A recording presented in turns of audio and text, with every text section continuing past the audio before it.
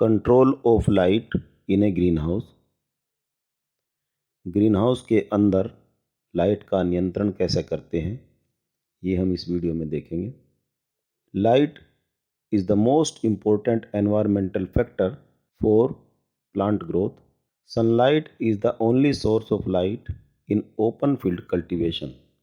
In greenhouse cultivation, we can manipulate light as per requirement. Light can affect the growth and development of plant in following aspects. Number 1, intensity of light. Number 2, spectrum of light. And number 3, dark and light period of light. प्रकाश की यदि बात करें, प्रकाश पौधों की वृद्धि के लिए सबसे महत्वपूर्ण पर्यावरणीय कारक है। खुले मैदानों में खेती के लिए सूर्य का प्रकाश ही एकमात्र स्रोत होता है, लेकिन ग्रीन हाउस खेती में हम आवश्यकता के अनुसार प्रकाश को बदल सकते हैं, अपने अनुसार उसमें परिवर्तन कर सकते हैं। प्रकाश निम्नलिखित पहलुओं में पौधे की वृद्धि और विकास को प्रभावित कर सकता है, जैसे प्रकाश की तीव्रता के आधार पर भी प्रभावित कर सकता है। प्रकाश का स्पेक्ट्रम के आधार पर भी प्रभावित कर सकता है। और प्रकाश और अंधेरे की अवधि, तो कितने समय तक प्रकाश रहता है, कितने समय तक अंधकार रहता है, यह अवधि भी पौधों को प्रभावित कर सकती है। सबसे पहले समझते हैं इंटेंसिटी ऑफ लाइट किस प्रकार से पौधों को प्रभावित करती है। Light intensity refers to strength और amount of light produced by its source. If other environmental parameters are constant, rate of photosynthesis increases as the increase of light intensity. प्रकाश की तीव्रता की यदि बात करें, प्रकाश की तीव्रता से तात्पर्य उसके स्रोत द्वारा उत्पन्न प्रकाश की शक्ति या मात्रा है। यानी कि अगर ज़्यादा लाइट है तो तीव्रता ज़्यादा है, कम लाइट है तो तीव्रता कम है। यदि अन्य पर्यावरणीय पैरामीटर स्थिर हैं तो प्रकाश की तीव्रता में वृद्धि के रूप में प्रकाश संश्लेषण की दर बढ़ जाती है। अन्य पैरामीटर से क्या मतलब है कि यदि CO2 भी कांस्टेंट है, यदि वाटर भी कांस्टेंट है और दूसरे कोई पैरामीटर्स जो फोटोसिंथेसिस को प्रभावित करते हों वो यदि कांस्टेंट हैं या फिक्स हैं, तो प्रकाश की तीव्रता जैसे जैसे बढ़ाएंगे वैसे वैसे फोटोसिंथेसिस बढ़ जाएगी। जैसे कि ग्राफ में दिखाई दे रहा है, चाहे लो CO2 कंसंट्रेशन का ग्राफ देख लो, चाहे हाई CO2 कंसंट्रेशन का ग्राफ देख लो, तो आप देखेंगे जैसे जैसे लाइट इंटेंसिटी बढ़ रही है वैसे वैसे रेट ऑफ फोटोसिंथेसिस बढ़ रहा है। The intensity of light can be measured in lux, foot candles और lumens. The instrument used for measuring light intensity is lux meter. प्रकाश की तीव्रता को लक्स, फुट कैंडल्स या ल्यूमन में मापा जा सकता है। प्रकाश की तीव्रता मापने के लिए प्रयुक्त उपकरण को लक्स मीटर कहते हैं। अब लक्स मीटर का ये एक पिक्चर दिखाई दे रही है, जिसमें जहाँ पर लाइट डलती है वो उसको कहते हैं सेंसर, और जहाँ पर उसकी रीडिंग आती है कितनी लाइट है उसको कहते हैं डिस्प्ले। यहाँ पर दोनों चीज़ें दिखाई दे रही हैं। जब हमको लाइट की इंटेंसिटी को मापना है तो जो ये सेंसर है जहाँ पर लाइट डलती है उसको वह लाइट में ले जाते हैं और वह लाइट को एब्जॉर्ब करके सेंस करके डिस्प्ले पर रीडिंग दे देता है। Control of light intensity in a greenhouse. The intensity can be controlled either by increasing or by decreasing it. Increasing light intensity. The light intensity can be increased by adding light to the greenhouse using artificial source of light such as lamps, tubes, etc. These are available in different sizes, design and spectrum. तो प्रकाश की तीव्रता को कैसे नियंत्रित करते हैं? तीव्रता को या तो बढ़ाकर या घटाकर नियंत्रित किया जा सकता है। अब यदि प्रकाश की तीव्रता कम है तो हम उसको बढ़ाएंगे और प्रकाश की तीव्रता अधिक है तो हम उसको घटाएंगे। प्रकाश की तीव्रता में वृद्धि कैसे करेंगे? प्रकाश के कृत्रिम स्रोतों जैसे लैंप, ट्यूब आदि का उपयोग करके ग्रीन हाउस में प्रकाश अलग से देकर प्रकाश की तीव्रता को बढ़ाया जा सकता है। यह विभिन्न आकारों, डिजाइनों और स्पेक्ट्रम में उपलब्ध है। यहाँ पर चित्र में जो आप देख रहे हैं अलग अलग तरह के लैंप है। मरकरी लैंप है, सोडियम लैंप है, फ्लोरेसेंट लैंप है, इनकेंडिसेंट लैंप है। अब इन सब की पावर भी अलग अलग है, किसी से कम लाइट निकलती है, किसी से ज़्यादा निकलती है, और सबके स्पेक्ट्रम भी अलग अलग है। किसी से कोई वेवलेंथ ज़्यादा निकलती है, दूसरे से दूसरी कोई वेवलेंथ ज़्यादा निकलती है। आगे जब स्पेक्ट्रम वाला ग्राफ आएगा वहाँ पर आप देख लेंगे कि हर लैंप से अलग अलग तरह का स्पेक्ट्रम निकलता है। स्पेक्ट्रम भी महत्वपूर्ण है, उसे आगे जाकर देखेंगे। अभी तो हमें देखना है कि यदि हमें तीव्रता बढ़ानी है तो जितनी तीव्रता बढ़ानी है उसी के अनुसार हम उसमें लैंप या फ्लोरेसेंट ट्यूब बढ़ा देंगे, उसकी मात्रा बढ़ा देंगे या उनकी संख्या बढ़ा देंगे तो प्रकाश की तीव्रता बढ़ जाएगी। अब यदि तीव्रता घटानी है तो क्या करना है? Decreasing light intensity. The excess of light may be harmful to plants and sometimes shading is required. It can be done by following ways. Number 1. Application of shading paints to greenhouse glazing surfaces. There are many types of shading paints available. Generally, white paints are used for shading. तो प्रकाश की तीव्रता में कमी या तीव्रता को घटाने के लिए क्या करते हैं? प्रकाश की अधिकता पौधों के लिए हानिकारक हो सकती है, तो कभी कभी हमें उसकी तीव्रता को घटाने के लिए शेडिंग करनी पड़ती है। इसे निम्नलिखित तरीकों से किया जा सकता है। सबसे पहला तरीका क्या है? ग्रीन हाउस ग्लेजिंग सतहों पर छायांकन पेंट का अनुप्रयोग। इसका मतलब क्या है कि जो ग्रीन हाउस की ट्रांसपेरेंट लेयर है, चाहे वो कांच की है या शीट दूसरी है, तो उसके ऊपर हम क्या कर सकते हैं? पेंट कर सकते हैं, शेडिंग पेंट, और वो जनरली वाइट कलर का पेंट यूज़ किया जाता है। दूसरा तरीका क्या हो सकता है? Shading blinds. It is very effective but costly. आप इसमें इमेज में देख रहे हैं कि ब्लाइंड्स को जब हम खोल देते हैं तो लाइट आ जाती है, बंद कर दे तो लाइट कम हो जाती है।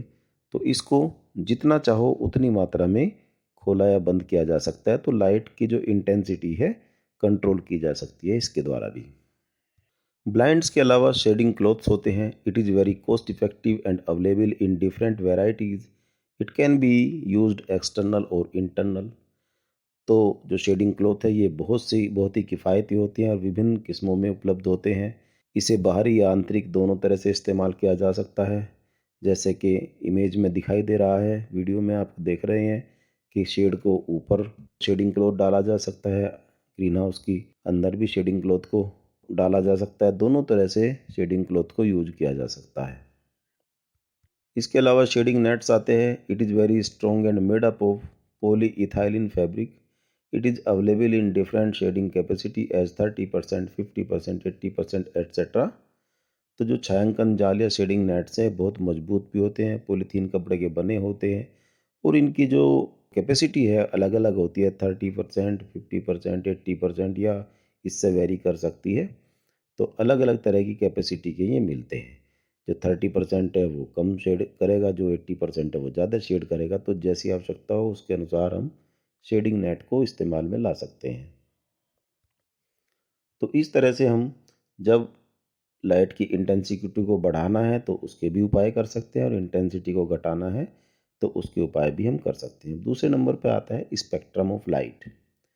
Different biological and morphological activities of plants require different wavelengths of radiation. Photosynthesis is highest in red 600 to 700 nanometer, followed by blue 400 to 500 nanometer, and lastly the green 500 to 600 nanometer. यहाँ पर जो graph है वो graph में दिखाई दे रहा है कि वेवलेंथ आप देखेंगे कि जो 400 से 500 के वेवलेंथ है वहाँ पर भी ज़्यादा फोटोसिंथेसिस हो रही है, और जो 600 से 700 की वेवलेंथ है वहाँ पर भी ज़्यादा हो रही है, और 500 से 600 के बीच में कम हो रही है। तो इससे पता चलता है कि लाइट की इंटेंसिटी के साथ साथ में लाइट का स्पेक्ट्रम भी बहुत महत्वपूर्ण है। पौधों के विभिन्न जैविक और आकारिकी बायोलॉजिकल एंड मॉर्फोलॉजिकल गतिविधियों में विकिरण के विभिन्न तरंग दैर्ध्य की आवश्यकता होती है। प्रकाश संश्लेषण सबसे अधिक लाल, उससे कम नीला और सबसे कम हरे रंग में होता है।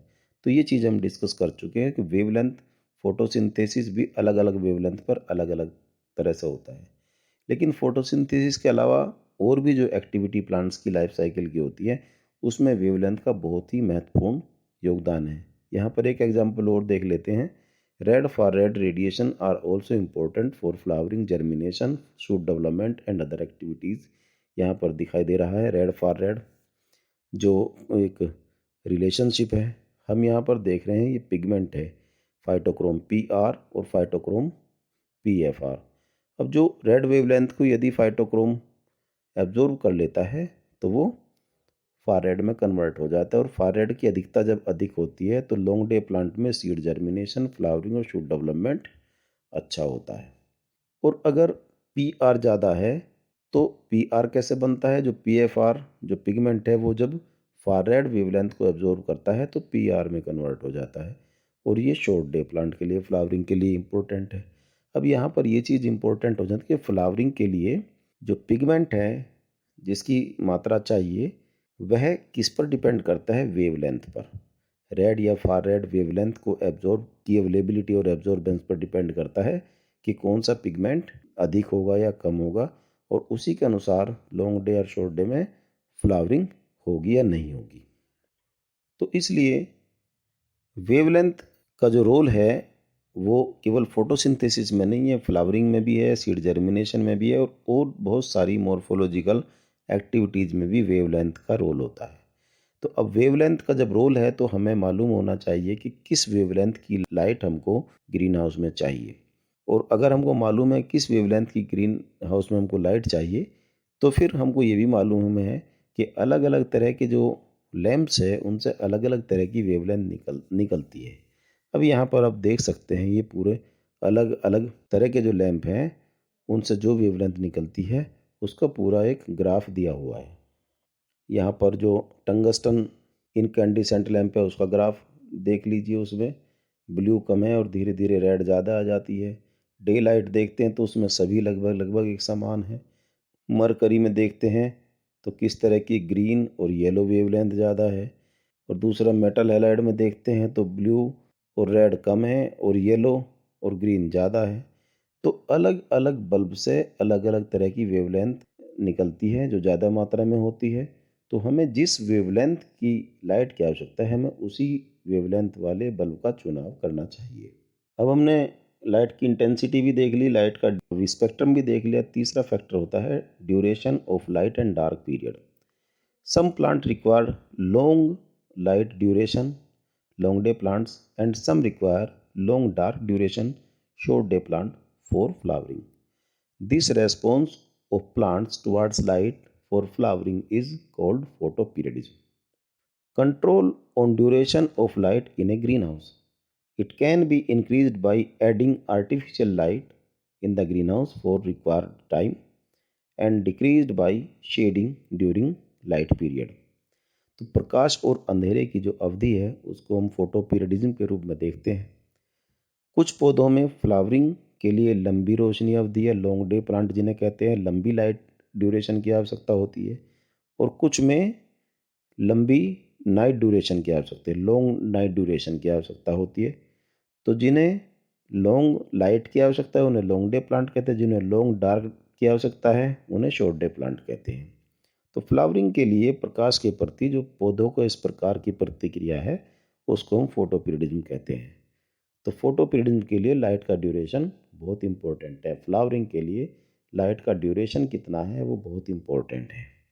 तो ग्रीन हाउस के अंदर चूंकि हम आर्टिफिशियल सोर्स ऑफ लाइट रखते हैं इसलिए हम लाइट के ड्यूरेशन को बढ़ा सकते हैं। अगर शॉर्ट डे कंडीशन चल रही है तो एक्स्ट्रा टाइम के लिए लाइट जला के हम उसको लॉन्ग डे में बदल सकते हैं, और अगर लॉन्ग डे कंडीशन चल रही है तो शेडिंग करके हम उसमें कंप्लीट डार्कनेस करके हम उसको शॉर्ट डे कंडीशन में बदल सकते हैं। तो इस प्रकार हम लाइट के जो ड्यूरेशन है उसको भी आवश्यकता के अनुसार मैनिपुलेट कर सकते हैं।